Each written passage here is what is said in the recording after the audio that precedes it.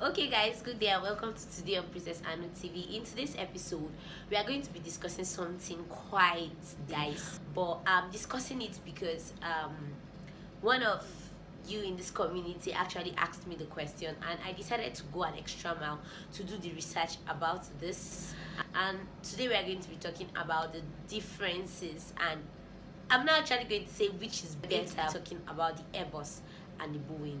So stay tuned guys, we'll be right back.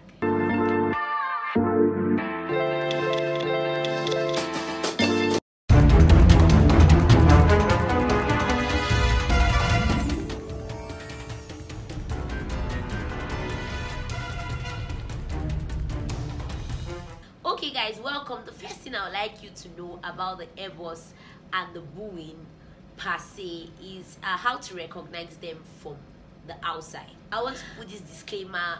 I'm actually a student pilot and I've not flown any of the two aircrafts, and I noticed that people that are either flying the Airbus or the Boeing, it's not like they had a preference on which type of aircraft they wanted to fly. It was just that the company that they got job with at first was flying that particular aircraft, and they got used to flying that particular aircraft. Then maybe due to the cost of building hours on that particular aircraft and everything, during their career line they tend to still fly those particular aircrafts. So it's not like anybody gets to choose, because if your father doesn't have the airline, my dear, how do you get to choose? I want to fly a Boeing aircraft or I want to fly an Airbus aircraft. So that's the disclaimer I want to give before we comment about the differences between these two aircrafts. Your first job is going to determine the aircraft you will end up flying. So let's begin. First thing I would like you to note about these two companies is that Boeing actually started before the Airbus. Boeing started at 18th July 1916, while the Airbus started at 18th December. Funny enough, okay, no, sorry, the Boeing was 15th, but the Airbus was 18th December 1970. So you can see obviously that the Boeing was already out before the Airbus.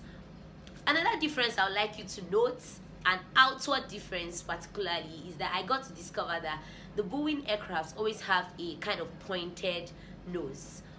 Meanwhile, the Airbus aircrafts, it's not like noses are not pointed, but they are kind of a little bit robust. So if you sight an aircraft, if you're a plane spotter or your spotter generally, you'll be able to note that the Boeing aircrafts are slightly different from the Airbus aircrafts from the nose.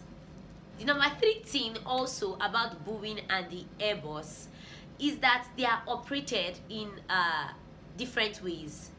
The Boeing uses the control column, like the control column which you normally use in flight school. Like currently, that's kind of aircraft we are flying. If we are flying an aircraft that has a control column, which is a normal thing we know. But the Airbus has the side stick. You don't do that. You don't basically use that when you're starting flight training. So initially you might not get used to it, but if you like and one day get to fly the Airbus, you would also discover that that one too is also good. So the difference is the Boeing has a control column, and while the Airbus has a side stick. Another thing is that the Boeing has a smaller kind of cockpit. I'm going to be showing you the way the cockpit looks like. It has a smaller cockpit, and Airbus has a larger cockpit. The cockpit of the Airbus is kind of, I'm talking in terms of you being a pilot, because basically passengers might not really see the differences in the passenger cabin, like business class, first class, the economy class, and the rest of them.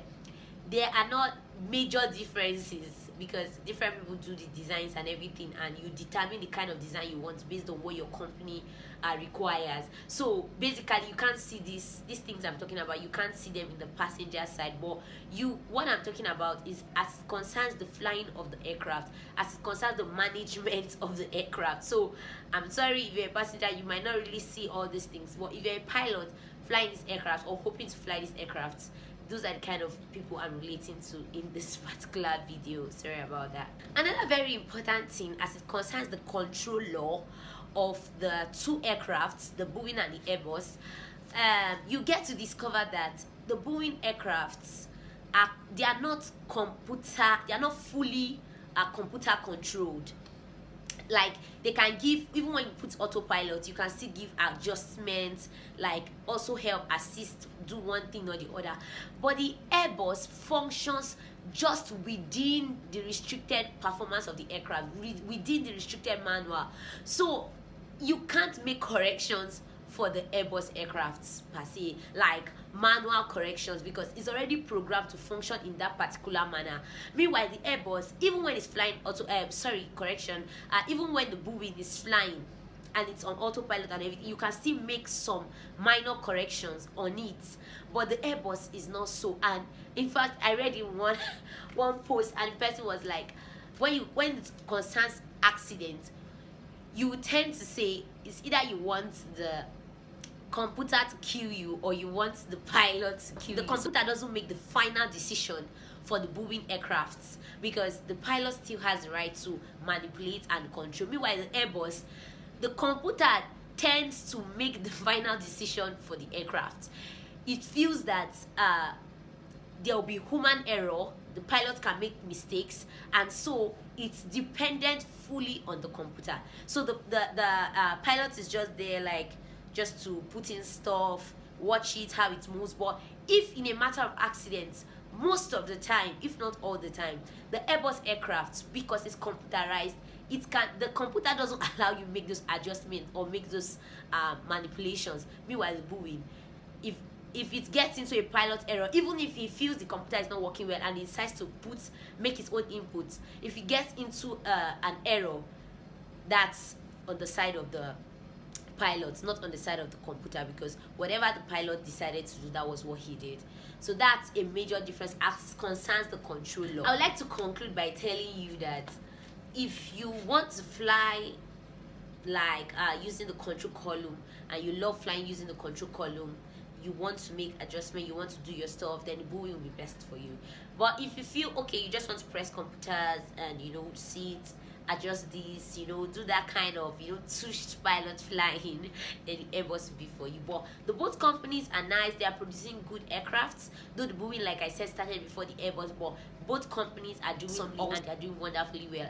And don't forget the first thing I said in this video, that the company you work with first will be the one to choose the kind of aircrafts you will fly. So just be open-minded, and just know that as I'm going into the industry, I'm going to put in my best into any aircraft I'm going to fly. I'm going to focus on it and stop always contemplating which is better. Stay tuned, guys, till we meet next time. And if you've not subscribed, make sure you click on the subscribe button so you don't miss any videos that we are going to be making this week. And you can click on the notification bell so that you immediately receive the videos. Bye, guys, till we meet next week.